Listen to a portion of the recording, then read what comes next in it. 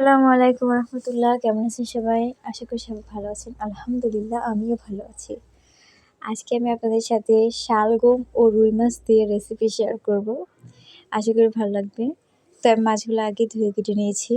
এখন ভাজার জন্য দিয়ে দিলাম। মাছগুলো ভাজতে ভাজতে এই সাইডে আমি তরকারি বসানোর জন্য তরকারির মশলাটা আগে কষিয়ে নেব। একসাথে করে নিলে তাড়াতাড়ি রান্নাটা হয়ে যায়, এই জন্য আমি করে নিলাম। তো এখানে আমি 2 চামচ পেঁয়াজ বাটা দিছি।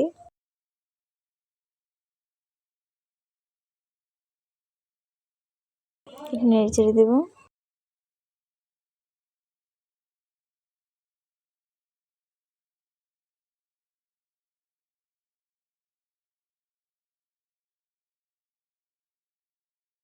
এখন এখানে দিয়ে দেব 1 চামচ রসুন বাটা আর 1 চামচ আদা বাটা দিয়েছি। আদাটা একটু পানি মিক্স হয়ে গেছিলো, তো এই জন্য আর কি এভাবে ঢেলে দিলাম। তো এখানে দিয়ে দিয়েছি 1 চামচ হলুদের গুঁড়ো, 1 চামচ মরিচের গুঁড়ো। এখানে আমি হালকা হলুদ মরিচ মশলা অ্যাড করব, যেহেতু আমি শালগম রান্না করব। তো ওখানে হালকা হলুদ মরিচ দিলেই তরকারিটার স্বাদ দ্বিগুণ হয়ে থাকে। বেশি হলুদ মরিচ দিলে হলুদের গন্ধ বা মরিচের জন্য ঝাল অতিরিক্ত লাগতে পারে। তো আপনারা যারা ঝাল খান তারা ঝাল অ্যাড করে নিতে পারেন কম বেশ করে, কোনো সমস্যা নেই। এদিকে আমার মাছগুলো প্রায় ভাজা হয়ে গেছে, একটু উল্টিয়ে নেব। উল্টিয়ে পাল্টিয়ে বাকিটা আমি অফ ক্যামেরায় তুলে নেব, ওইটা দেখাবো না, ভিডিও লং হয়ে যাবে নয়তো। এখানে মশলাটা তেল ছেড়ে দিয়েছে।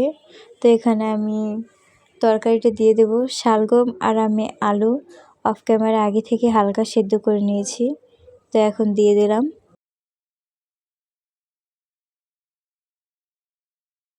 এখন নেড়েচেড়ে মশলার সাথে অ্যাড করে ভালো করে কয়েক মিনিট কষিয়ে নিব।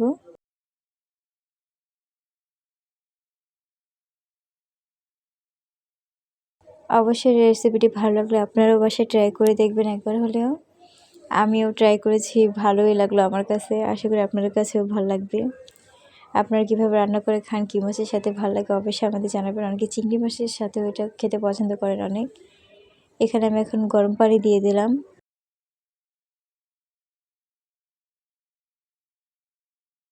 এখন মাছগুলো দিয়ে দেব।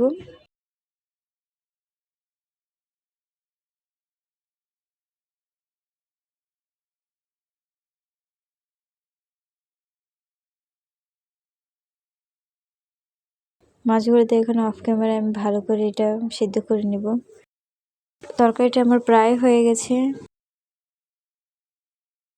ভিডিওটি ভালো লাগলে অবশ্যই একটি লাইক দিবেন, আর আমাদের চ্যানেল নতুন হলে অবশ্যই চ্যানেলটি সাবস্ক্রাইব করে আমাদের পাশে থাকবেন নতুন নতুন ভিডিও পেতে। আজ এই পর্যন্তই। সবাই ভালো থাকবেন, সুস্থ থাকবেন। আল্লাহ হাফেজ।